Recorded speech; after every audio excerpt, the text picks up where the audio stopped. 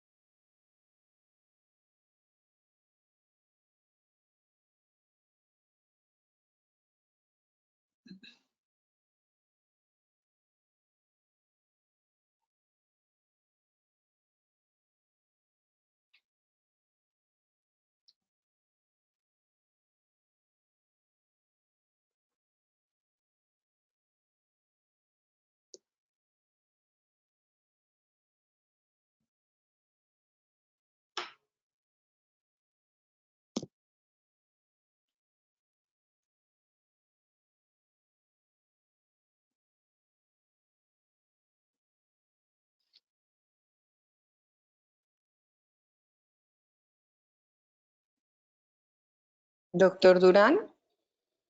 Sí, hola. Hola, si quiere podemos empezar. ¿Qué le parece? Sí, perfecto. Tú me dices. Listo, entonces yo creo que empecemos, ya son las 11:04, entonces les damos la bienvenida a todos a este webinar de Microvision con el doctor Durán, que pues es un gran amigo de la casa, aunque vive en Chile, es un gran amigo de Microvision. Vamos a hablar de biomecánica de la sutura. El doctor, pues, para los que no lo conocen, es cirujano dentista de la Facultad de Odontología de la Javeriana, es especialista en periodoncia de la Universidad de Chile, tiene un diplomado en prótesis fija de la Universidad de Chile y un diplomado en cirugía plástica periodontal implantológica en la Universidad de Chile. Actualmente pues es docente del posgrado de rehabilitación oral en la Universidad del Desarrollo de Santiago de Chile y es miembro de la American Academy of Periodontology y de la Sociedad de Periodoncia de Chile. Es un gusto tenerlo acá. Para todos, pues espero que lo disfruten su webinar. Nos pueden ir dejando las preguntas en el chat a medida que el doctor va hablando para que al final pues las vayamos respondiendo con la mayor agilidad posible. Entonces, doctor, bienvenido.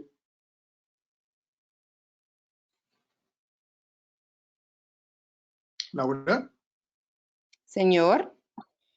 es que perdí el audio por unos segundos cuando prendí la cámara. Ya terminaste, parece. Sí, señor. Ya terminé Bueno, su presentación. Si quiere, puede arrancar. bueno, nos fuimos. Bueno, Laura, muchas gracias por la presentación. Para mí es un honor, un gusto estar de nuevo aquí apoyando a Microvision en esta gran iniciativa debido a esta emergencia sanitaria a nivel mundial que todos estamos viviendo y que nos cambió la vida. Perdimos la libertad, perdimos un poco la tranquilidad y esta iniciativa de compartir conocimiento me parece fantástico poder aprovechar el tiempo de esta manera y enriquecernos de alguna manera todos. Así que gracias a Microvision, gracias a la doctora Laura por invitarme y vamos a hablar de un tema más o menos en una hora, un poquito más de una hora, que es un tema que me apasiona mucho, que es la microsutura, la sutura, que es un tema que a veces se da como por básico, se da como por bastante simple y de verdad que es un mundo cuando uno se mete y profundiza un poco en lo que es la sutura y el manejo de estos materiales específicamente los materiales de grosores pequeños, que son las microsuturas, que es específicamente lo que vamos a hablar, y mostrarles un poco cuál ha sido nuestra experiencia durante todos estos años y por qué usamos los materiales que usamos en forma habitual. Básicamente el sentido de este webinar, de darles algunos criterios para la toma de elección de los materiales de sutura que ustedes vayan a usar en su clínica. Bien.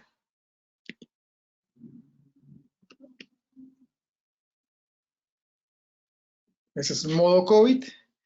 Bien, para los que no me conocen, yo formé un grupo de microcirugía plástica hace un tiempo atrás, donde empezamos a hacer actividades de docencia, investigación y de formación privada y a nivel universitario también, con la doctora Carolina Alarcón, una reconocida periodoncista aquí en Santiago de Chile, donde yo vivo hace bastantes años atrás. Con ella iniciamos este grupo haciendo cursos de los cuales los impartimos en varios de ellos en Santiago, llevamos más de 10 o 12 versiones, perdón, y 2 versiones en Colombia que lo hicimos con Microvision hace unos años atrás también. También, paralelamente, tengo mucha relación con mi amigo Diego Velázquez, mi partner, también de universidad, donde estudiamos juntos la carrera, el pregrado, y tenemos el agrado de compartir la misma pasión por la microcirugía, y él gentilmente también me invitó el año pasado a hacer un workshop en la Academia Americana de Periodoncia en Chicago en noviembre del año pasado. Era el primer workshop que se hacía de este tema en la academia y fue bastante exitoso, nos fue bastante bien y pues le agradezco a Diego y al doctor Chang también por ayudarlos y aportar mi grano de arena en este evento que fue fantástico. Y esto también, como consecuencia, dio que el doctor Chang me invitara a pertenecer a la Academia de Microcirugía Periodontal e Implantológica que está formando la Universidad de Michigan para los residentes, para los especialistas en periodoncia, que es un proyecto que está en camino y que esperemos que después de esta pandemia se formalice y les agradezco a ellos dos por su confianza. Bien, buscando un poco en el cajón de los recuerdos, buscando diapositivas, porque antiguamente teníamos diapositivas con fotografía análoga, encontré esta diapositiva que me recordó mucho mis inicios como periodoncista, porque fue mi primer injerto de encía libre. Y pues me da como un poco de entre, es como tragicómico ver un poco lo que hacíamos en esa época, en el año 96, con los materiales que teníamos. Poco sabíamos de materiales de sutura, poco sabíamos de grosores, de tipos de agujas, poco sabíamos bueno, las técnicas han evolucionado también bastante, pero hacíamos lo que podíamos en esa época y comparando un poco lo que se está haciendo actualmente, lo que estamos haciendo actualmente con esta evolución tan grande que ha tenido la microcirugía, la cirugía plástica periodontal y específicamente en su subespecialidad, que sería la microcirugía plástica periodontal. Cuando Chanelec, que se considera como el padre de la microcirugía plástica periodontal, empezó a formar gente en esta área. Y es un poco lo que vamos a conversar ahora en este tiempo de hablar básicamente de la evolución de estos materiales. No vamos a hablar de técnicas quirúrgicas, no vamos a hablar de técnica de sutura tampoco, que es un gran tema que podría ser también, que nos podríamos demorar un webinar entero haciéndolo, porque es un tema también muy bonito, pero solamente vamos a hablar de materiales y de criterios de elección y qué es lo que nos ha funcionado en este tiempo. Bien. El concepto y la filosofía de tratamiento, de microcirugía y de aplicar estos conceptos en la plástica periodontal van enfocados básicamente a las altas demandas estéticas que tenemos hoy en día de nuestros pacientes.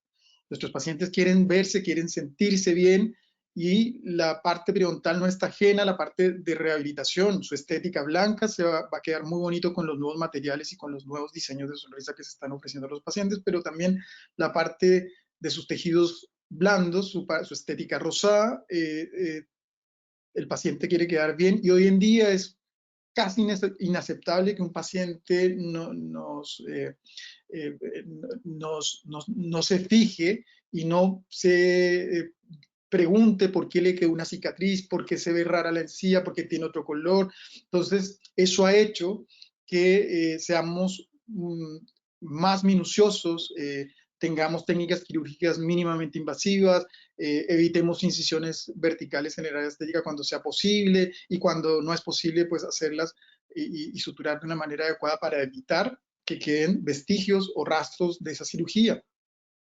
Y es así como hoy en día no solamente queremos que el nivel de los recubrimientos en cirugía plástica, recubrimiento periodontal, por ejemplo, queden al nivel o se logre un buen recubrimiento, sino además que el tejido, evaluamos otras variables como que el tejido tenga una textura igual a la nativa, que tenga un color parecido al nativo, que tenga un contorno parecido al nativo, que son las variables que propone el doctor Cairo y el doctor Pini-Prato en su índice de recubrimiento estético radicular, ¿no? Que es parecido a lo que hizo Fulhauser con el PES cuando propuso el Pink Aesthetic Score.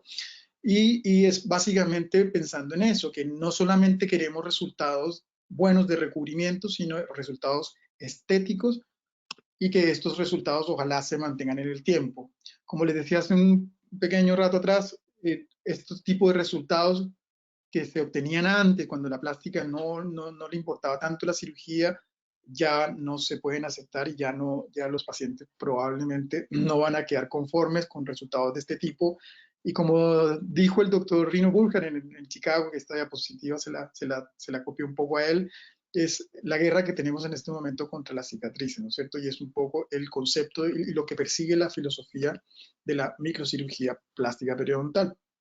Entonces, queremos hacer cirugías predecibles, que tengan un buen resultado, que se mantengan en el tiempo, que tratemos de evitar los vestigios de las cicatrices y tenemos la ventaja que la encía queratinizada, si se trata con cariño, si se trata con prolijidad y con detalle, es muy probable que el tejido queratinizado no deje ninguna cicatriz. No así el tejido de la mucosa de revestimiento, la mucosa arriba de la línea mucogingival. Por eso se ven tantas cicatrices con las cirugías endodónticas, porque en esa zona es muy difícil no dejar cicatriz, en la mucosa cicatriza de otra manera, entonces tenemos que aprovechar la ventaja que nos da la encía queratinizada.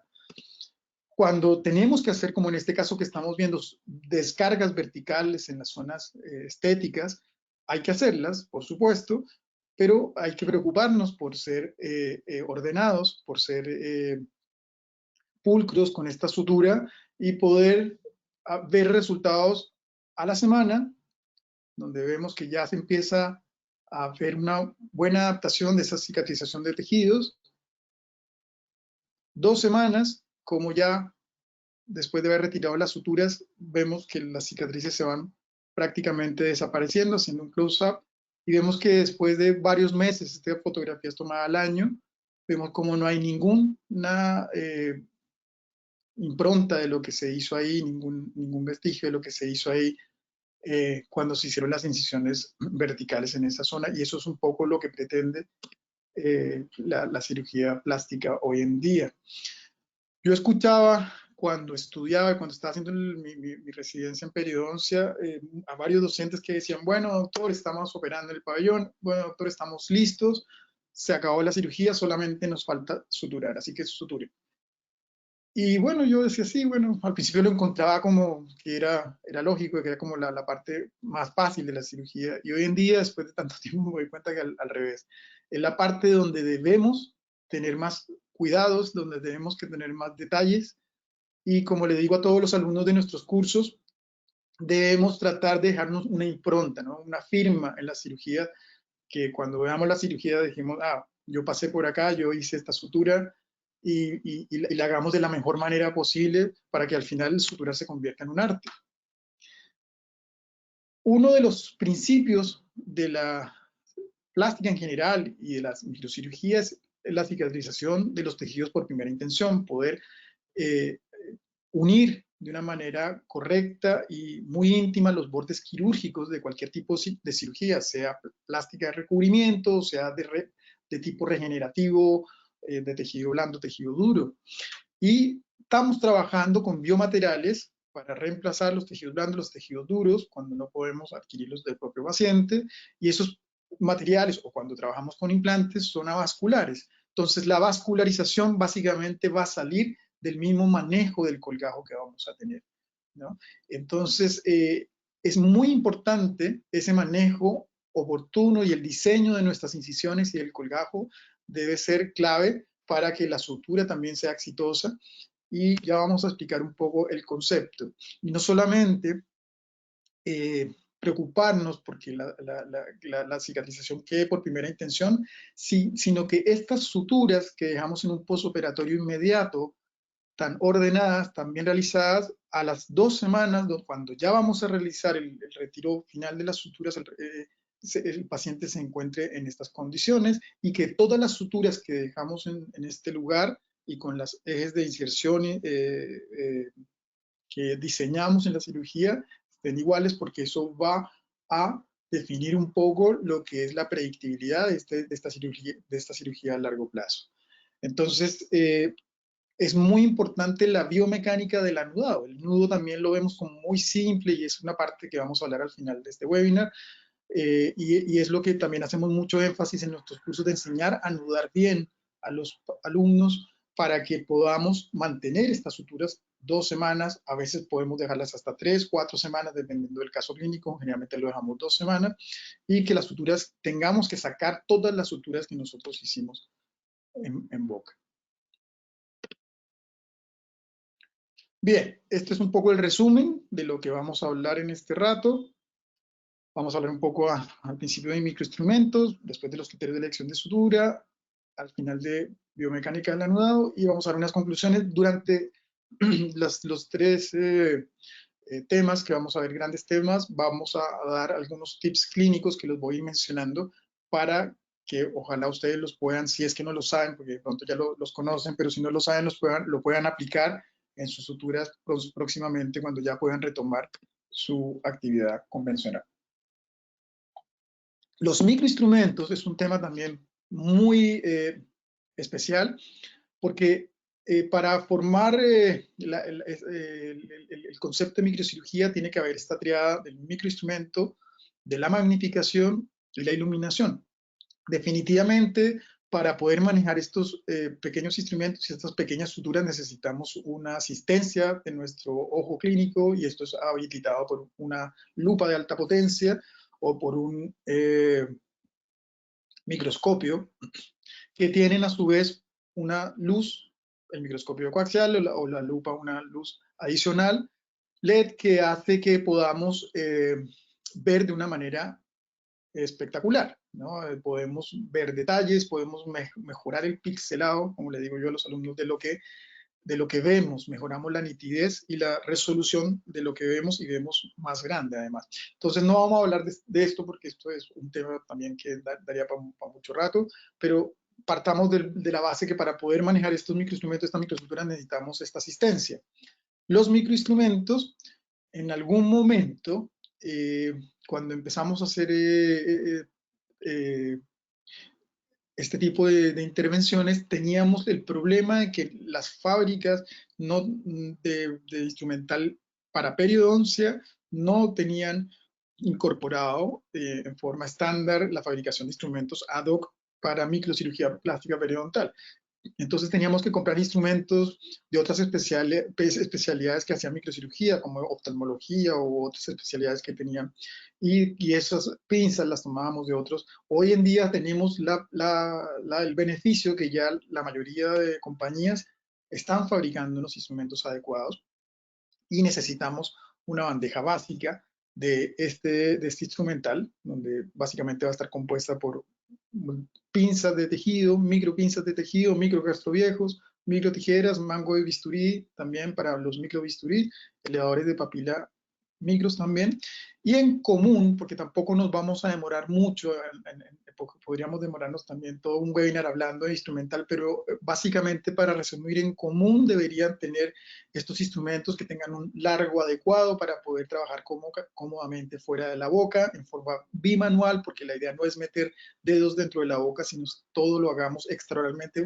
gracias a que estos instrumentos van a ser una prolongación de nuestros dedos, que sean de mango redondeado. Es muy importante porque esto hace que podamos manipular nuestra y hacer rotaciones y movimientos más precisos, a diferencia de la toma palmar de los instrumentos de macrocirugía, que sea de buena calidad el instrumento para que tenga un bloqueo preciso y no toque hacer mucha fuerza. Cuando uno está trabajando con magnificación se genera mucho tremor, que es un temblor casi natural que se da cuando uno está trabajando bajo estrés y bajo algo mucha magnificación, y esto se va a disminuir de todas maneras con un bloqueo preciso y que no tengamos que hacer mucha fuerza, ojalá no más de 50 gramos.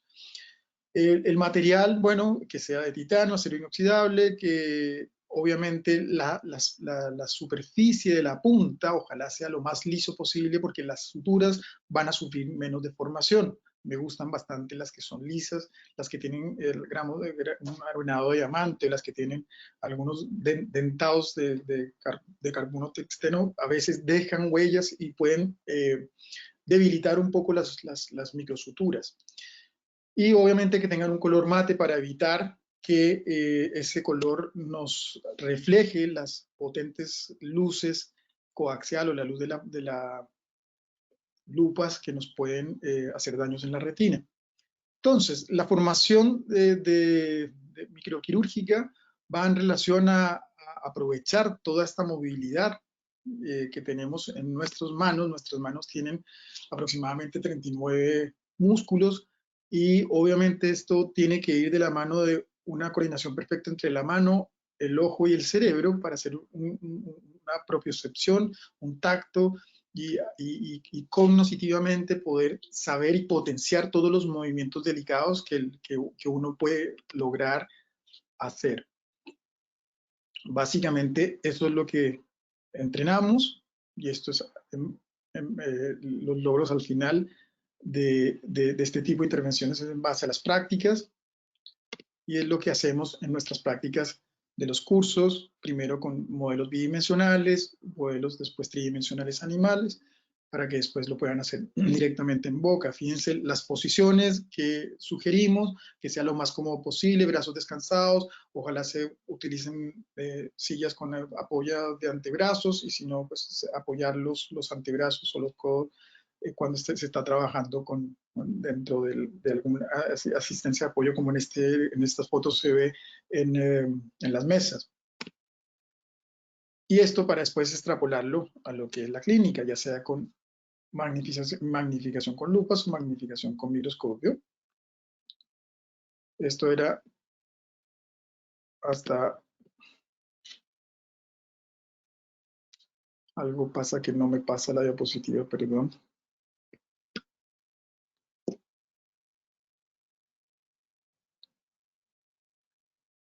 Un segundo. No sé qué pasó, que se quedó pegado.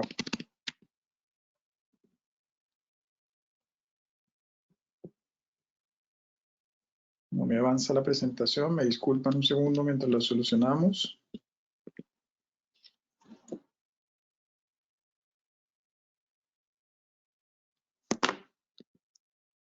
Se quedó pegado. Doctor, ¿y si sale, de pronto sale de modo de pantalla y lo vuelve a...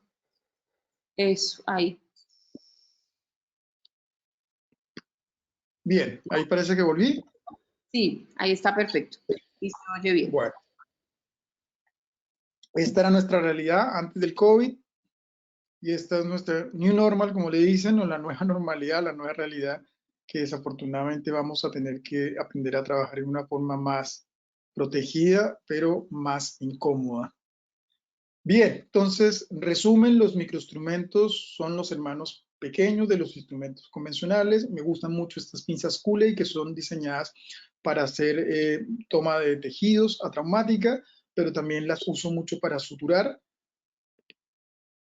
En general suturamos con pinzas, no con el microcastrobios. El microcastrobios solamente lo utilizamos para incidir la aguja, hacer la penetración de la aguja en los tejidos. Esta es la otra pinza que uso, bastante cómoda, que es una pinza fabricada por la marca Hartzell, que está dedicada a este tipo de instrumentos, donde vemos que su angulación que tiene en la punta nos permite hacer unos movimientos en combinación con la pinza recta bastante cómodos al suturar. Los microcastrobios, como les acaba de decir, se utilizan básicamente para poder incidir las agujas o las microagujas en el colgajo o en los injertos de tejido conectivo. Entonces, fíjense, en una pinza convencional de Backey, ¿cuál es la diferencia en tamaño con una micropinza de las que usamos? ¿Bien? Fíjense que es lisa, no tiene ningún diente, es completamente traumática y fíjense el dentado que tiene la de Backey. Bien, seguimos con el siguiente tema, que es el tema de cuáles son los criterios, las variables que utilizamos para elegir el tipo de microestructura que estamos usando en forma convencional. Dentro de los factores locales que podemos o que dependen de esos factores locales que dependen de nosotros, porque hay factores sistémicos que no van a depender del clínico, pero los factores que dependen del clínico, básicamente está hacer una buena manejo, como decía, del colgajo, un diseño adecuado en la diéresis y en la síntesis, cuando estamos recolocando estos tejidos y reposicionando estos tejidos en la síntesis, vamos a tener muy claro la pasividad del colgajo, que es básicamente lo que nos va a definir que la posición de la encía quede en ese lugar, y el tipo de sutura y la técnica de sutura es no va a tener relación en el sentido de que he escuchado a muchos alumnos que creen que la sutura es la que define la posición está dada por el diseño del colgajo y por el colgajo pasivo. Entonces, esa parte no nos la podemos saltar porque si le damos todo el trabajo a la sutura probablemente no lo va a hacer con un colgajo tenso, se va a retraer, pero como les decía, no es un problema de sutura, sino es un problema de manejo de colgajo. Aquí está un poco graficado lo que les estaba diciendo cuando hay una recesión gingival y necesitamos reposicionar ese tejido. El colgajo debe ser pasivo, se habla en la literatura de 4 gramos. 4 gramos, medirlo clínicamente es imposible. Clínicamente la sensación es que el colgajo se quede como está en esa fotografía en el lugar deseado, sin necesidad de por sí solo, e incluso con un separador labial.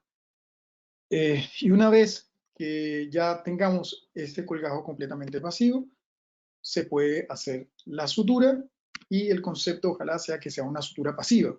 ¿A qué llamamos a una sutura pasiva? A una sutura que va a cumplir la función de unir finamente los bordes quirúrgicos de una manera delicada y que tiene que tener una cierta compensación de que esos tejidos se van a inflamar y no tenemos que dejar tan apretado la sutura sí dejar muy bien ejecutado el nudo, pero el punto en general, la sutura en general, no debe quedar tan apretada para darle holgura a esa inflamación que va a haber posoperatoria.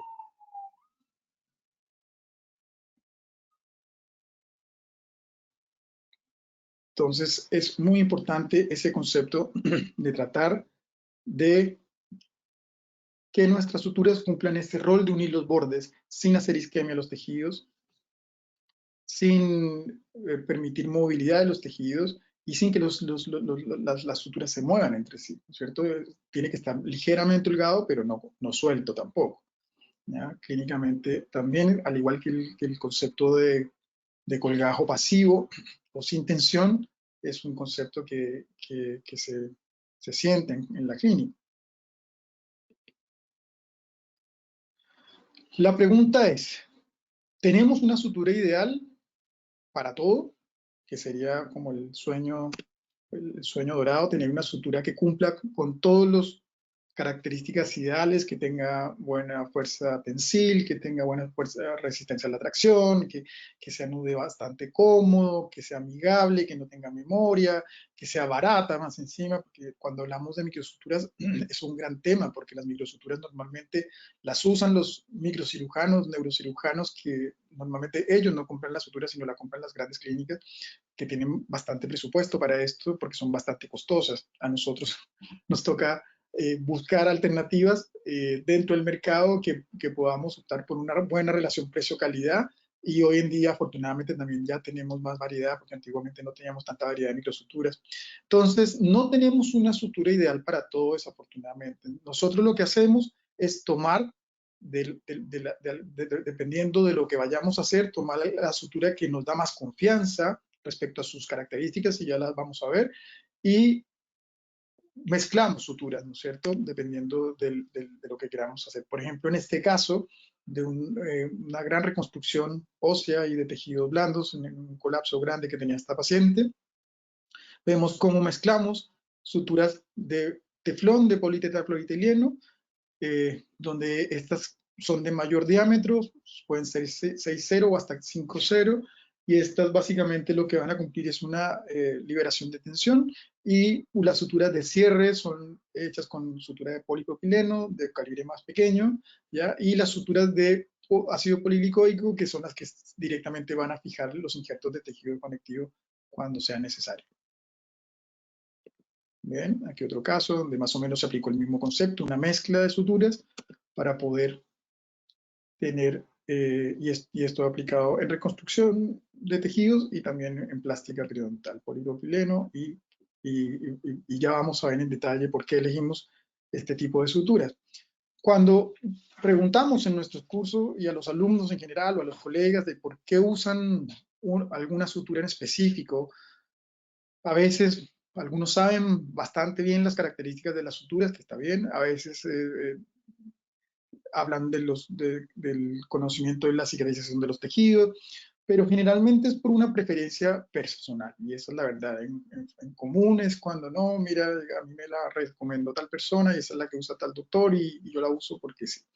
Nuestro consejo es que sí, eso está bien, pero yo creo que hay que probar en base a la evidencia y en base a lo que, los argumentos que haya, probar qué sutura me va a acomodar a mí mejor en mis manos, ¿cierto? Vemos como el doctor Zucchelli le fascina el ácido polilicoico y él se maneja con solamente ese tipo de sutura. Vemos como el doctor Hürseler y el doctor Sur les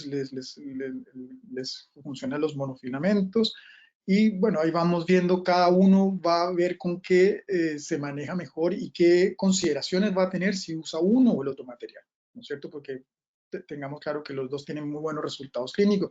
Y eso es un poco lo que nosotros vamos a mostrarles en relación a si tienen una preferencia. Bueno, ojalá hayan probado varias suturas para saber si realmente esa es la que les va a acomodar bien. Importantísimo identificar cuando tengamos un envase de sutura, qué es lo que trae toda esa nomenclatura, porque a veces parece que nos estuvieran hablando en chino. Va a estar definido cuál va a ser el calibre o el grosor del hilo que vamos a usar. Va a estar definido también en esta nomenclatura y en el empaque qué largo de hilo tenemos disponible, cuál es la cantidad de hilo disponible que tenemos en cuanto a longitud de hilo, qué tipo de hilo es, si es un monofilamento, si es multifilamento, si es monofilamento, ¿ya? ¿Qué color trae también?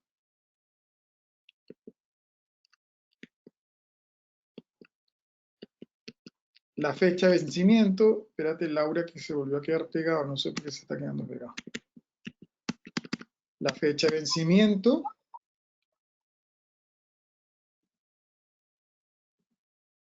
Ya vamos de nuevo, el calibre, la longitud, el tipo de inscripción, la fábrica, el fabricante, en qué país se fabrica, la fecha de vencimiento, bien, la forma de la aguja, que es muy importante porque es un gran tema que lo vamos a conversar ahora, qué forma de aguja tiene, qué punta de aguja tiene, cuál es el cuerpo de la aguja también,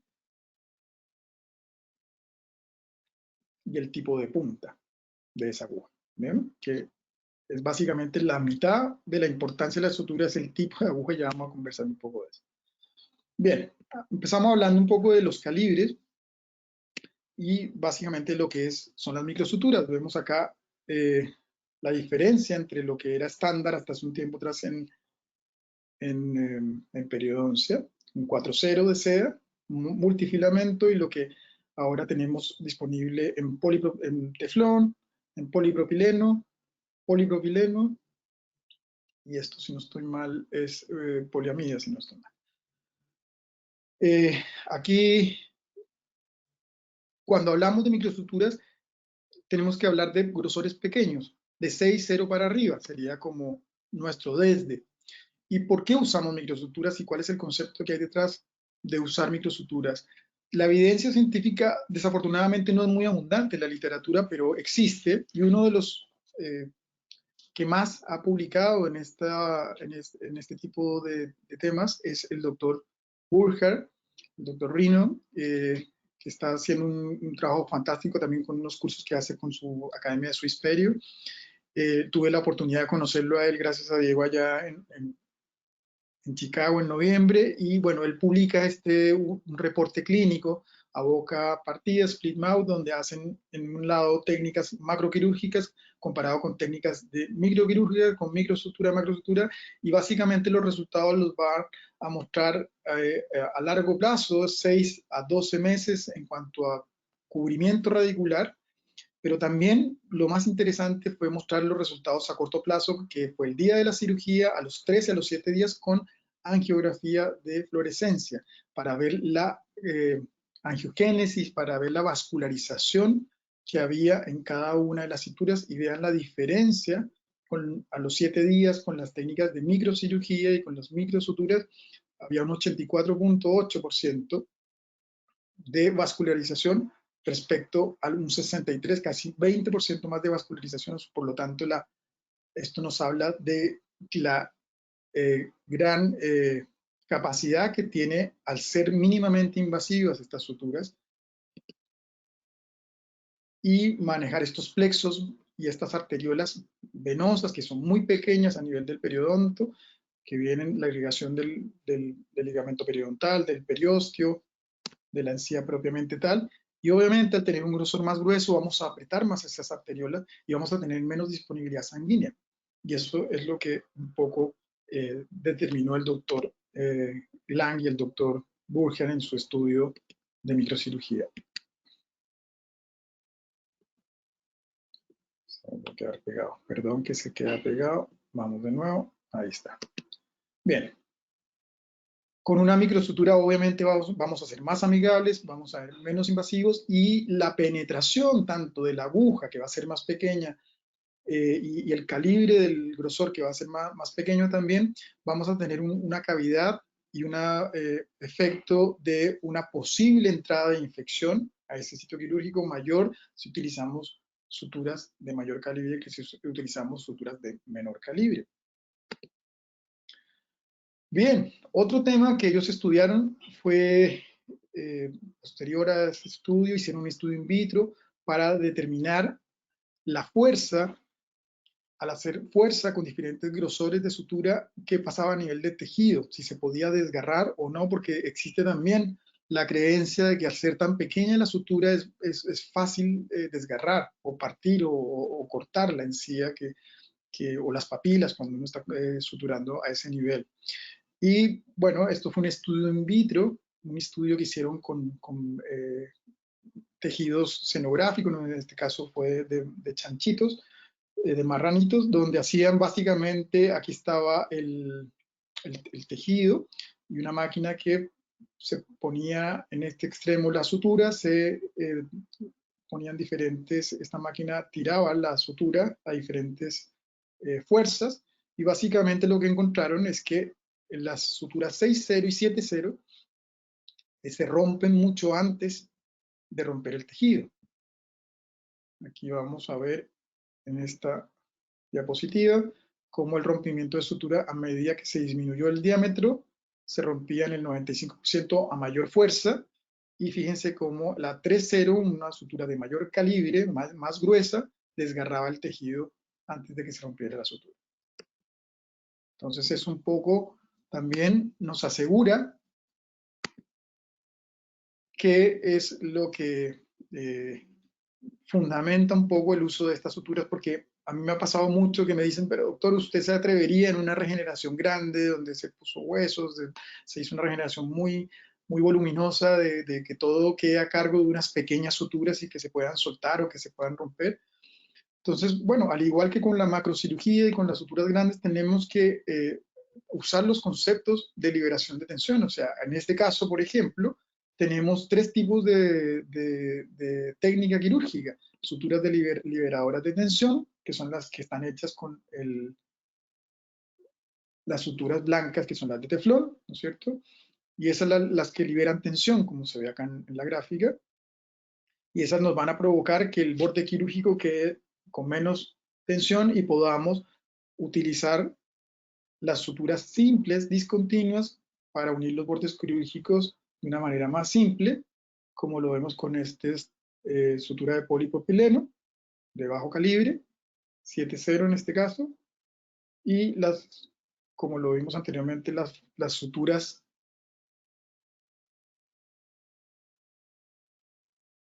de ácido poliglicoico, que son se usan para fijar el tejido conectivo.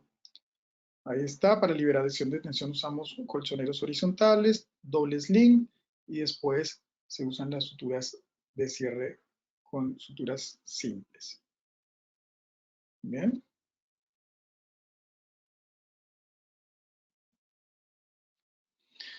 Para que nos demos una idea de los grosores, aquí vemos una gráfica que nos muestra cómo en 1 centímetro, si lo dividimos en 10 milímetros, y de milímetro, cuál es el grosor de cada una de estas suturas. Y para que nos demos una idea real de cuánto mide una sutura, por ejemplo, la 7.0 es equivalente al calibre de un cabello humano, ¿ya? Y eso sería un 0,05 a 0,069 milímetros de grosor. Y a medida que van subiendo los ceros, esto se va disminuyendo en tamaño, como se ve acá. Y hay una nomenclatura europea y una nomenclatura americana, ¿no es cierto? La nomenclatura americana, por ejemplo, en un 6.0, el equivalente a la nomenclatura europea sería 0.7, que es 0.07 milímetros de milímetro. Y esa sería, entonces hay que tener cuidado cuando compremos. Generalmente, la mayoría de envases y de fabricantes traen las dos nomenclaturas o generalmente la americana. Entonces, estas son las microsuturas que habitualmente manejamos. Yo personalmente me manejo en estos 3 tamaños. Mi caballito de batalla es básicamente el 7.0, ese es como el que uso más frecuentemente. Y vamos a hablar ahora entonces del tipo de aguja, que como les decía es un tema también que tenemos muchísimas variables también a considerar ahí y afortunadamente hoy tenemos la posibilidad de elegir dentro de los diseños y los tamaños, porque antiguamente no teníamos esa disponibilidad, teníamos un solo tipo de aguja, ahora tenemos varios tipos de aguja. El tipo de aguja entonces va a tener una forma de un cuerpo, va a tener un tipo de punta específico, va a tener una longitud, que también es muy importante en microcirugía, y va a tener una curvatura, que también vamos a hablar cuáles son las que nos sirven para hacer plástica periodontal.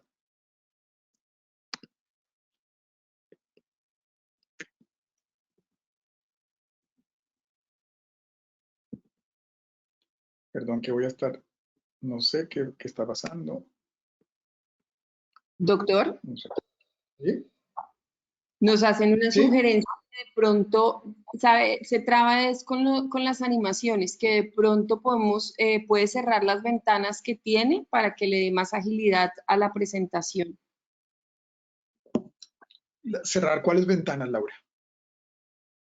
No sé si tenga algunas ventanas abiertas ahí en su computador. Ya, A es ver, que se enreda un poco es con las animaciones. déjame ver si puedo. No, si no tengo casi nada abierto. Listo, de Bien. pronto ahí. Gracias. Bueno, entonces en cuanto al cuerpo, hablando inicialmente del cuerpo de la aguja, es muy importante que tengamos un cuerpo que nos permita una estabilidad, porque estamos trabajando con mucha precisión y necesitamos que esa aguja entre fácil al tejido y además no se nos vaya a movilizar esa aguja en el castro viejo. Para eso necesitamos que nuestro cuerpo ojalá sea cuadrado, sea espatulado, sea costillado, sea rectangular o triangular, y de esa manera vamos a evitar que se nos mueva y tengamos la precisión exacta. La aguja debe ser de buena calidad, hecho de un acero inoxidable, ojalá un acero 300, que son los que usan los fabricantes de mayor calidad, puntas tratadas con láser y que tengan una buena calidad, porque no hay nada más disgustante en una cirugía que uno esté trabajando y se doble la aguja porque la aguja es de mala calidad o pierda filo muy rápidamente, y eso se nota cuando la aguja no es de buena calidad. En cuanto al tipo de punta, esto va a permitir que entre más fácil y menos traumático al tejido. Los que más usamos en cirugía en microcirugía es la espatulada, que tiene la fácil penetración, tiene filos en las partes laterales, y el reverso cortante también con puntas tratadas, que hacen que también sea muy fácil la penetración del tejido y pase rápidamente. Ahí vemos en esta animación, como dice Laura, ojalá que no se caiga, de las diferentes configuraciones de forma del cuerpo, del tipo de punta, que como les digo es un mundo completo.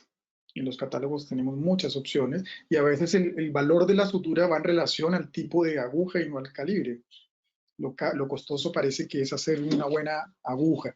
Estas son las dos agujas que más nos gustan, ¿cierto? La espatulada, las puntas que más nos gustan, y la triangular, para poder manipular bien estas microsuturas. En cuanto a la curvatura, entonces vemos que están las 3/8, medio círculo, que son las que más usamos, ¿ya? Esto nos va a facilitar la penetración de estas en los bordes quirúrgicos, en la parte del colgajo fijo y el colgajo móvil. Y otro detalle acá importante es que en algunos tipos de cirugías, como en esta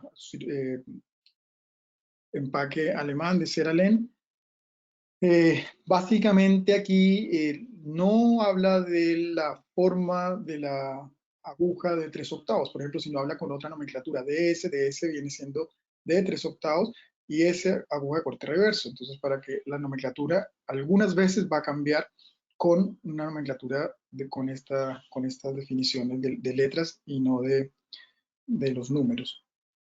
Bien, ¿por qué usamos la 3/8? Porque la 3/8 nos va a permitir en un colgajo, en la parte móvil del colgajo, en la parte fija del colgajo, entrar casi en un ángulo de 90 grados, que es como lo deberíamos hacer con un bite size, que vamos a hablar al final de ese concepto simétrico, a un lado de la herida y al otro lado de la herida, que debe ser, como les decía, simétrico, 90 grados idealmente, y esto es lo que debería, y por eso se nos va a facilitar con una aguja de 3/8, con una aguja de medio. Para este tipo de situaciones nos va a ser muy complicado y probablemente vamos a dañar la punta de la aguja, como se ve en esta gráfica.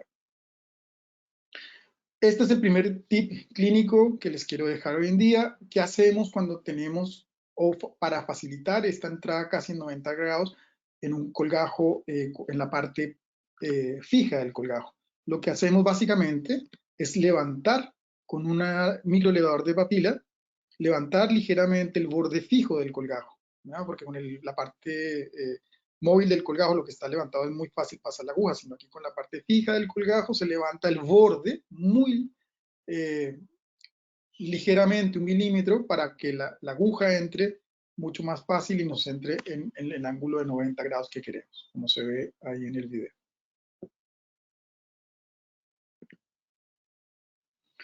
En cuanto al tamaño de la aguja, como les decía, también es un temazo, porque antiguamente teníamos agujas de 16 milímetros y era lo que teníamos, que es lo que se ve aquí en esta fotografía tomada del libro del Dr. Hürseler.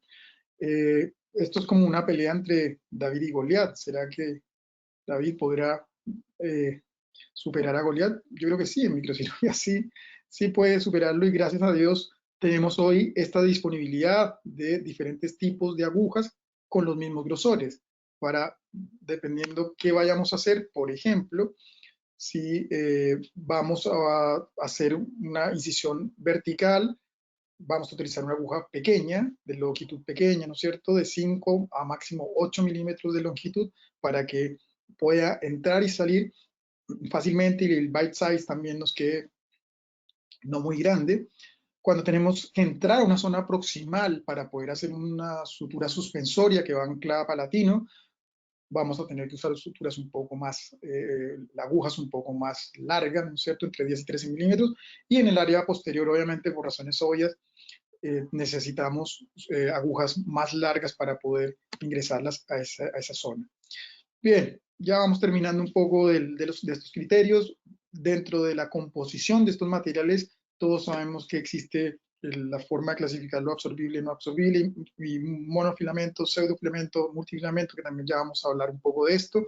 En cuanto a los absorbibles y los no absorbibles, vamos a preferir definitivamente, dentro de los no absorbibles, los sintéticos, al igual que los absorbibles. Vemos que la seda y el acero quirúrgico básicamente ya no se usan. La seda se usa en algunas situaciones muy específicas, después de una extracción, algo así, pero yo personalmente lo estoy usando muy poco. Usamos más los sintéticos, ¿no es cierto?, los polímeros, base polipropileno, nylon, teflón, etcétera. Y en los absorbibles, usamos también, y nos gusta, los que son también sintéticos, y esto básicamente porque hemos visto que los naturales, como el catwood, tienen una degradación enzimática y generan mucha reacción inflamatoria en los tejidos, mientras que los sintéticos se degradan por hidrólisis y es mucho más simple de usar. Bien, en cuanto a cuál es el que usamos dentro de los absorbibles y en qué casos clínicos, nos gusta mucho el ácido clorhídrico y el Vicryl también, siendo el Vicryl un poco más costoso que el PGA. El PGA es una alternativa bastante adecuada y se parece bastante en comportamiento y en características clínicas. Tiene una buena resistencia a la tracción, se deja anudar bastante bien, se degrada por hidrólisis a los 60 90 días, y estas suturas las usamos básicamente para la inserción del tejido conectivo, para insertarlo y fijarlo, o para fijarlo cuando hacemos una capa profunda o dejamos un injerto de tejido conectivo debajo del colgajo. O sea, estas suturas, cuando van a quedar conectadas al medio oral, van a ser máximo por 7 días, y a veces quedan sumergidas debajo del colgajo cuando dejamos los injertos de tejido conectivo completamente sepultado. En este caso, en el caso, por ejemplo, de una tunelización, vemos en este caso una PGA de 6 milímetros, perdón, 6.0, con una aguja grande de 7 milímetros, de 13 milímetros, porque tenemos que pasar por los túneles y es importante entonces que sea larga para poder que pase en la zona implantaria. Interpapilar, perdón. De corte reverso, como se ve en el video. Ahí vemos entonces cómo esta sutura, que va a quedar sumergida parcialmente y se anuda acá en la parte extraoral, en la parte vestibular, y ahí queda el nudo, y esa sutura normalmente la sacamos. Esto es para fijar el conectivo antes de suturar en lo que es el túnel, y esto lo dejamos aproximadamente 7 días. Entonces, estas suturas se sacan. ¿Cuál es la otra caso clínico donde usamos este tipo de suturas al fijar un injerto de tejido conectivo, como en este caso en un canino, un tratamiento de una recesión con un colgado desplazamiento coronal, técnica bilaminal, un Bickel 680, perdón, una aguja pequeña de medio, y acá de medio no de 3/8 porque entra la papilla quirúrgica y sale enseguida. Entonces aquí nos va a ayudar mucho que no sea una aguja de 3/8, sino una de medio, porque entra y sale rápidamente en el vértice de la papila, como ven ahí. Otro caballito de batalla, o el caballito de batalla que viene siendo el polipropileno, que a mí personalmente me gusta muchísimo. Es una sutura muy amigable. Cuando se aprende a manejar, cuesta manejarla al principio, cuesta anudarla, y todos los tips que les estamos dando es básicamente para que se manipule de una manera más fácil. Tiene una alta fuerza tensil, tiene resistencia a la tracción, la reacción inflamatoria es mínima. Fíjense, esta la usamos todas las suturas externas de los colgajos, de los túneles. Para el colgajo propiamente tal, usamos este tipo de sutura. Es una sutura también bastante más barata que las alternativas que hay de monofilamentos. Y la combinamos, en algunos casos también, con lo que es el nylon, que es una poliamida también que es bastante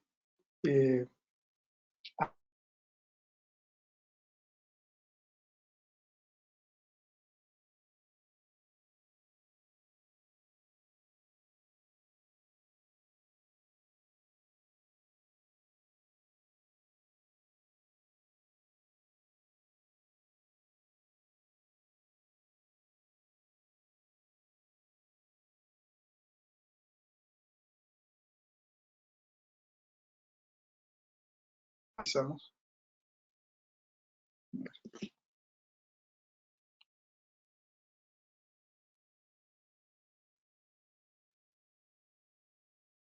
¿Volví? ¿Aló? Sí, señor. Ya. Ya lo, ¿Dónde, ya, dónde me perdieron? Aquí no me salió nada. cuando inicia el video, son los videos los que se ponen lentos. Bueno, en el video lo que estaba mostrando era el uso del nylon 8.0, que lo usamos en ángulos muy pequeñitos, con unas agujas muy pequeñas para poder suturar esos bordes donde básicamente una aguja de mayor tamaño no nos permitiría hacer esos ángulos. Ahí está, ¿me oye? ¿Ahí se está viendo bien, Sí, señor. Laura? Ya. Bien, me avisas cualquier cosa, entonces seguimos. Desafortunadamente hay mucho video. Bien. Aquí vemos entonces también otra alternativa dentro de las suturas que usamos, que es la de Teflón, el politetrafluoroetileno, que básicamente es un monofilamento que tiene alta resistencia a la tracción. Esto por una porosidad que le da gran elasticidad, pero esa porosidad que le da gran elasticidad al mismo tiempo es una desventaja porque tiene mucha capilaridad, ¿ya? Y esto a largo plazo, si se deja mucho tiempo en boca, puede provocar un gran acúmulo de placa bacteriana y puede provocarnos algunos problemas inflamatorios no deseables. Bien, esto me lo voy a saltar para que no nos vayamos a quedar pegados. Por último, la sutura de fluoruro de polivinilideno, que es una sutura que utiliza mucho el grupo alemán, el doctor Husserl y Sur. Es una sutura muy parecida al polipropileno, con la ventaja que cuando se aprieta pierde la memoria. Entonces es un poquito más amigable que el polipropileno, pero desafortunadamente es muy costoso y no se comercializa, por ejemplo, aquí en Sudamérica. Toca encargarlo, no es tan fácil de conseguir, pero es una excelente alternativa que también usamos en algunas ocasiones. Aquí vemos entonces, para terminar esta parte, cuando una sutura es solamente compuesta por un solo hilo, sería monofilamento. Cuando es trenzado por varios hilos, multifilamento. Y cuando es trenzado y tiene un recubrimiento, sería el pseudo monofilamento. Tienen ventajas y desventajas, ¿no es cierto? Los monofilamentos tienen más complicaciones al anudar, pero una vez que se aprenden a manejar, esto ya se da como por hecho, es cuestión de practicar. Tienen menos acúmulo de placa y eso es fantástico porque en el caso específico de la plástica necesitamos que dejar las suturas mucho tiempo, como les había dicho al principio. Tienen algunas veces mayor costo dependiendo cuál se use. Los polifilamentos son más fáciles de anular, son más amigables, también le da mayor comodidad al paciente, aunque eso es relativo, porque en grosores tan pequeños el paciente, la verdad, no siente molestias con los monofilamentos. Pero tienen la gran desventaja de la alta capilaridad, que ha sido estudiada bastante en, en la literatura, donde se ha visto que hay que tener cuidado con la capilaridad del efecto Wick, y cuando se usan este tipo de materiales hay que tener cuidado con el control de placa, usar enjuagues de clorexidina. Por ejemplo, el protocolo que tiene el doctor Sukeli es 3 veces de clorexidina al día por 7 días, perdón, por 14 días sacan las suturas y después 7 días más de clorexidina, precisamente un poco, yo creo que es para compensar el uso que ellos usan solamente polifilamento. Bien, aquí hay una tabla de las alternativas. Esta es la marca que usamos, es una marca americana, que la conocimos por el doctor Velázquez, la Unify, que tiene bastante buena relación precio-calidad, y ahí vemos los símiles en otras marcas. La Eticon también es una buena marca, pero es muy costosa, ¿ya? Y comparada a estas 3 marcas, me parece que Unify es una muy buena alternativa para los materiales que les hemos presentado.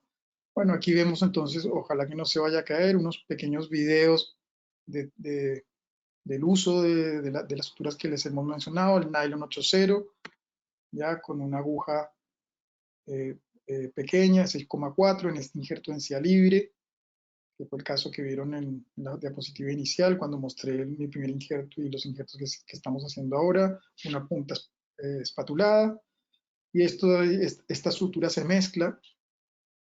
Estas suturas de inserción del injerto, que son varias, se mezcla con una sutura suspensoria de polipropileno de 8.0 en este caso.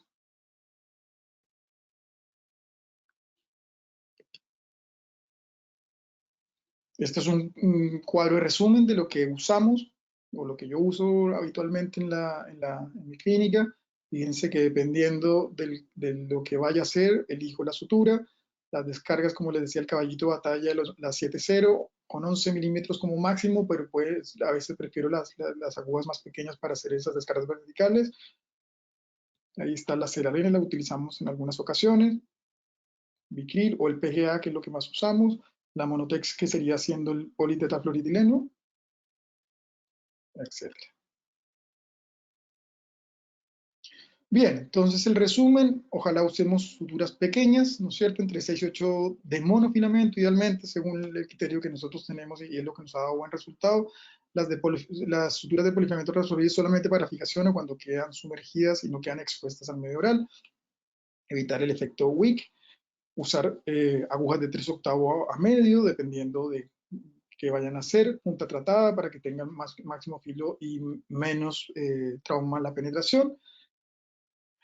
Punta espatulada por cortante reverso y manipular bastante bien el monofilamento. Bien, y por último vamos a hablar esto también en forma un poco resumida, pero es un poco lo que tratamos de entregar en nuestros cursos. Esta parte obviamente es más compleja porque esto se aprende más haciéndolo que viéndolo, pero de todas maneras quiero dejar el concepto en ustedes. Básicamente, para hacer una buena sutura es muy importante y básico el concepto del bite size, que es por donde entra la sutura en el borde quirúrgico respecto al borde quirúrgico, por donde sale al otro lado, y antes de anudar, para que esto nos permita hacer una unión perfecta entre los bordes quirúrgicos. Cuando el bite size no se respete y queda más grande de un lado que al otro, se va a superponer uno de los bordes quirúrgicos, y esto es lo que puede provocar en algún momento que nos quede una herida o una cicatriz. Entonces, tratar de que el bite size sea lo más simétrico posible, como están viendo acá, que por donde entre y por donde sale más, y quede más o menos en forma simétrica antes de anudar. Para anudar, sabemos que hay 3 tipos de nudos básicos, que los que más se usan, pero para entender y hacer bien el nudo cirujano tenemos que entender bien cuál es el nudo cuadrado de rizo y cuál es el nudo granny o de abuela. Sabemos que al suturar tenemos, antes de hacer el primer seminudo, tenemos un cabo corto, un cabo largo, que debe ser manipulado en forma correcta.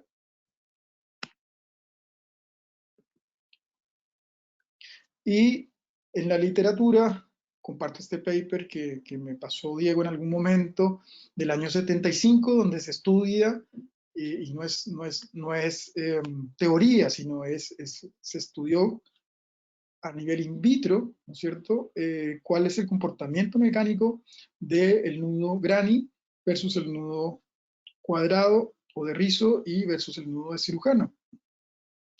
Ellos lo que pudieron establecer también con tensiones in vitro, establecer que el nudo más débil de los tres definitivamente era el granny. Es un nudo que se parece mucho al cuadrado, pero se deshace muy fácil, entonces hay que tener cuidado porque generalmente los errores son muy fáciles de cometer cuando se está haciendo y uno cree que está haciendo un cuadrado y en realidad está haciendo un granny. Voy a mostrar unos videos muy didácticos que los hizo el doctor Velázquez y me los facilitó para explicarlos, que son bastante muy didácticos, muy buenos. Básicamente el cabo corto va a estar en esta coloración dorada, el cabo largo va a estar en este color plata, y cuando hacemos un nudo cuadrado, ¿no es cierto?, tenemos dos lazadas opuestas, y lo importante, fíjese aquí en rojo, que esto vendría siendo como lo importante es que queda por arriba o por debajo, pero no entrelazado. ¿Se fijan? Entonces aquí está el nudo cuadrado. Es muy importante que el instrumento siempre esté por dentro, en ese ángulo que forma el cabo largo y el cabo corto, para que quede bien ejecutado y queda no entrelazado, sino queda por arriba o por abajo. Bien. En el nudo de la abuela, que traté de buscar por qué se llama de la abuela, y yo encuentro un poco falta de respeto que se le diga a la abuela porque es un nudo mal hecho, entonces quiere decir que las abuelas lo hacían mal, pero llamémoslo granny mejor para respetar a nuestros abuelos. Es, como les decía, muy fácil equivocarse porque la forma de iniciar el nudo es bastante parecida al cuadrado, pero la diferencia radica aquí, que en vez de colocar el instrumento por dentro, se van por fuera, y esto hace que el nudo quede entrelazado y sea muy fácil de deslizar o de desatar. Entonces es un nudo poco seguro. Bien, aquí está el cuadrado, cómo se tiene que confeccionar, queda por abajo o por encima, y este queda entrelazado y este es el que está mal hecho. Y es un detalle muy simple que normalmente cuando estamos haciendo rápidamente la sutura no se tiene en cuenta.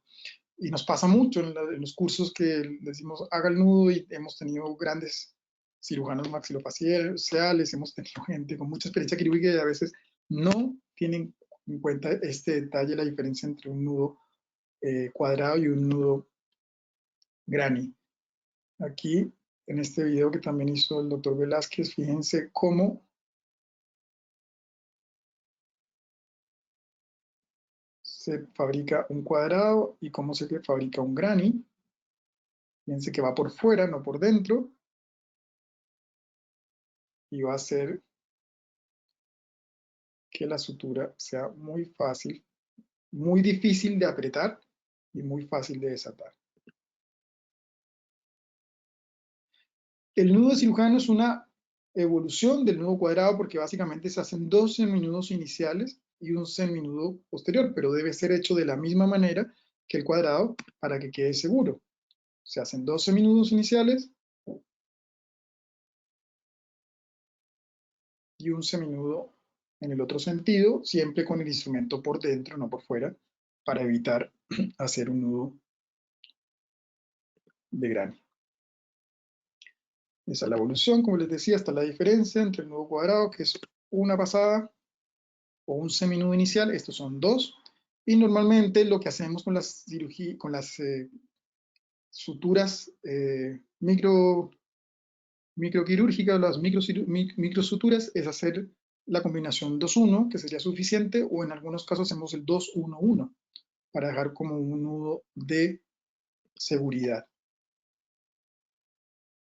Bien, acá viene otro tip que les quiero dejar. En algunas ocasiones el monofilamento nos cuesta manipularlo y nos cuesta dejar la tensión que nos gustaría dejar, como en este caso, que también es un caso del doctor Velázquez, donde les voy a mostrar lo que es un nudo de afrontamiento, que nos sirve mucho para los monofilamentos. Esto es un nudo que lo usan mucho en microcirugía médica, vascular, y aquí básicamente es hacer el nudo de cirujano, ¿no es cierto?, con 2-1, con el pequeño detalle que lo que vamos a apretar solamente, fíjense aquí, fíjense cómo está suelto y cómo al ir apretando solamente el cabo corto sin apretar el cabo largo, se nos va afirmando hasta que nos queda más firme y ahí ya podemos hacer la tensión con cabo largo y cabo corto. Clínicamente podría verse así. Ahí está.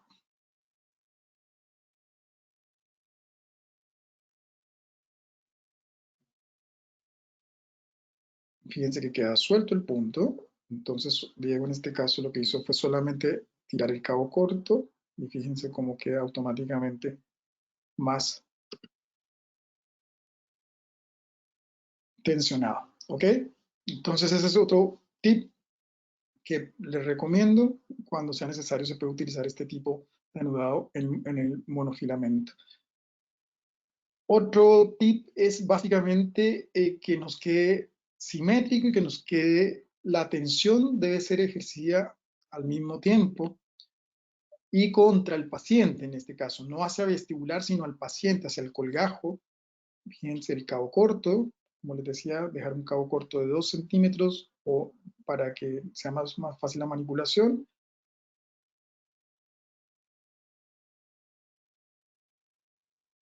Y ahí hicimos un 2-1-1.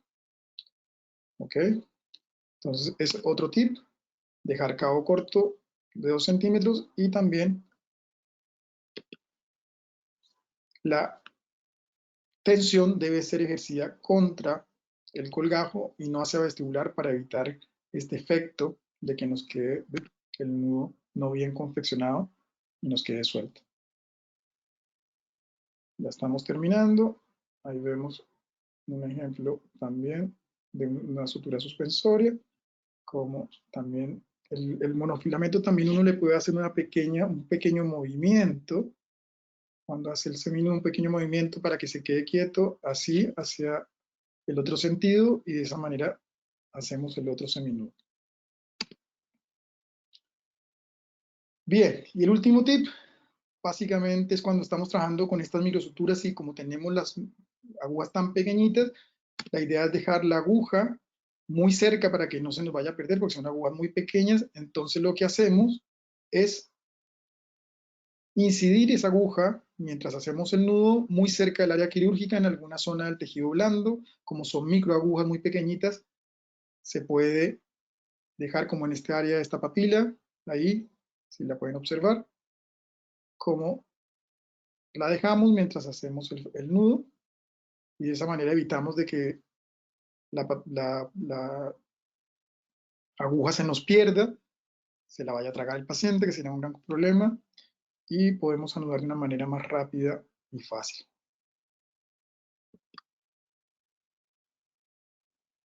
Bien. Bien, entonces estamos terminando. Es un poco esto es lo que les quería dejar por hoy. Aquí vemos esta terminación de esta cirugía, un colgado desplazamiento lateral, donde se está suturando un injerto libre, pequeñito, que se sacó del área mesial, como lo describe la técnica original de esta técnica descrita, esta modificación que hizo el doctor De Santis y el doctor Zucchelli. Y aquí el número 19, que son los 19 puntos que se hicieron en esta intervención. Les agradezco mucho la audiencia. La clave en estas técnicas es básicamente la experiencia, practicar en modelos, practicar en modelos animales, modelos de silicona y posteriormente poder llevarlo a boca. Dentro de las conclusiones, básicamente es utilizar, ojalá, microestructuras sintéticas, grosores pequeños, monofilamentos en las áreas externas, en las áreas internas multifilamentos, usar las puntas adecuadas de reverso cortante o espátula, ser muy cuidadosos con el monofilamento y aplicar los tips que les di, que yo creo que les va a facilitar mucho la manipulación inicialmente cuando no tengan tanta experiencia con este tipo de suturas. Y usar el nudo cirujano es un nudo bastante seguro, 2-1 o 2-1-1 sería la combinación. Así que les agradezco mucho. Aquí están mis datos por si alguien quiere algún paper o alguna pregunta adicional que no quieran hacer ahora. Y también nos pueden seguir en Instagram, en las redes sociales, en Facebook, y les agradezco mucho su atención. Creo que vamos a ir con unas preguntas. Sí, vamos con una ronda de preguntas. Muchas gracias. Qué buena presentación, como siempre. Te voy a Gracias, hacer un Laurita, par y de espero preguntas que que no me nos haya pasado mandan aquí por tiempo. el chat. La primera es, menciona el retiro de suturas a 2, 3, 4 semanas. ¿Qué tipo de evidencia científica recomienda para tomar ese tipo de decisión? A ver, habitualmente en todas las cirugías que hacemos plásticas, ¿no es cierto?, de recubrimiento radicular, retiramos las suturas del coleajo a las 2 semanas. Hay un artículo, un paper, una evidencia, que es lo único que he encontrado, que se lo puedo mandar al doctor que está preguntando, donde habla de eso, compara a diferentes tiempos de retiro de sutura y dice que retirarlo antes de las 2 semanas es inadecuado porque puede favorecer a que haya una recidiva en una recesión. Es muy poca la evidencia y es un solo paper y se lo puedo hacer llegar al doctor. Y bueno, vemos cómo todos los clínicos que seguimos, todos, tanto la escuela alemana como la escuela italiana, es el tiempo que también ellos en su gran experiencia tienen, que son 2 semanas como mínimo. Para recubrimiento, ¿cierto? Probablemente para técnicas regenerativas a veces se pueden dejar un poco más.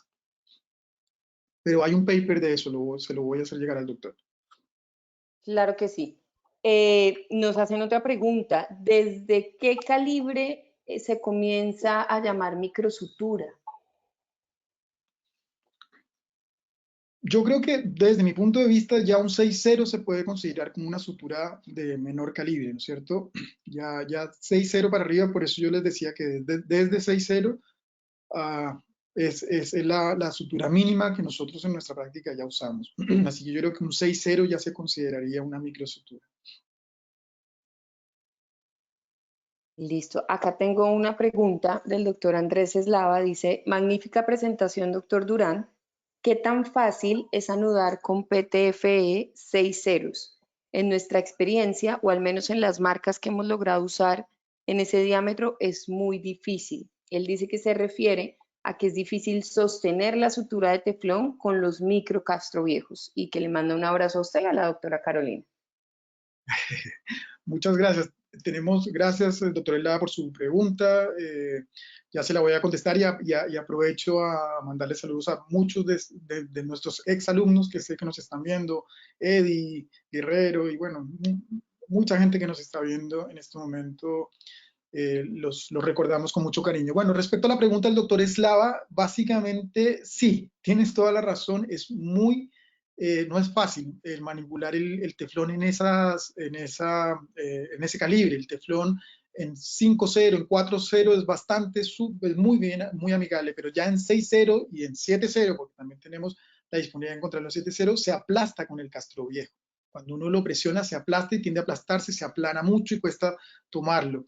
Lo que yo hago básicamente, como mostré en algunos de los videos, es tomar las pinzas, las micro pinzas, y con eso, con mucho cuidado y haciéndole un poco más de fuerza adicional, sin el castro viejo, es lo que con eso he logrado manipularlo, pero no es fácil. No es fácil y tienes toda la razón que se me olvidó mencionarlo, así que agradezco la pregunta del doctor Slava.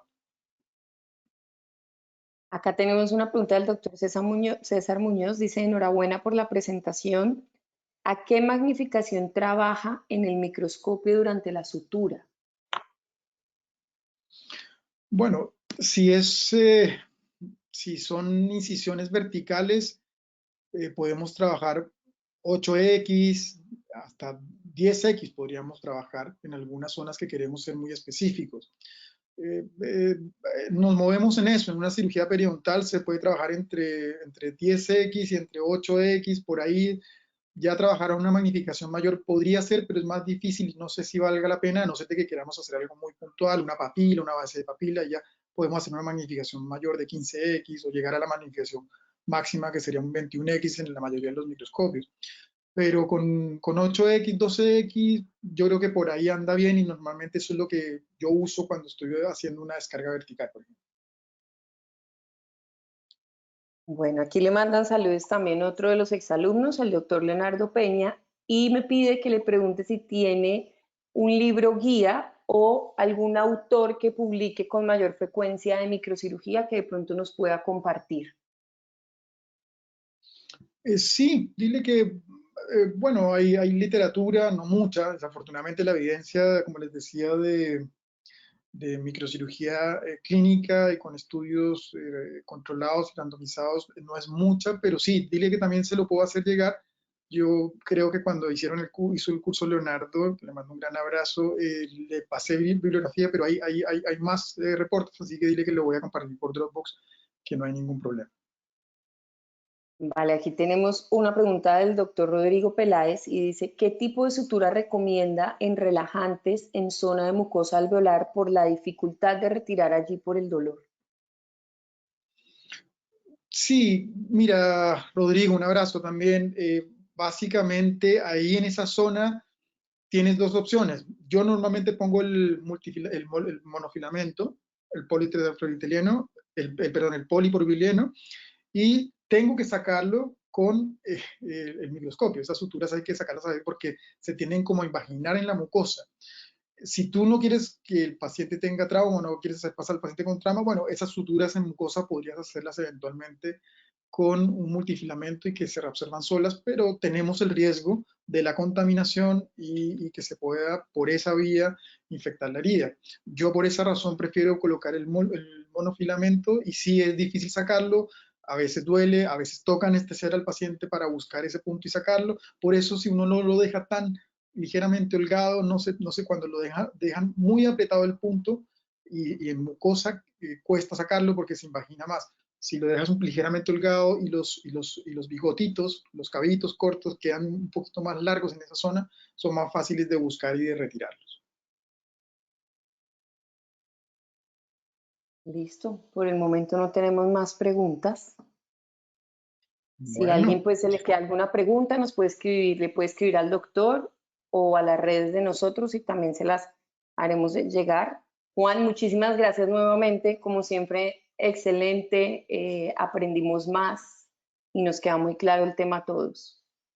no, muchas gracias. Espero que todos estén bien, que se cuiden mucho, que entre todos vamos a superar esta gran crisis sanitaria y bueno, lo que necesiten, ahí están mis datos y les agradezco mucho la atención y la presencia a todos. Un gran abrazo a todos. Vale, que estés bien. Cuídate. Chao, chao.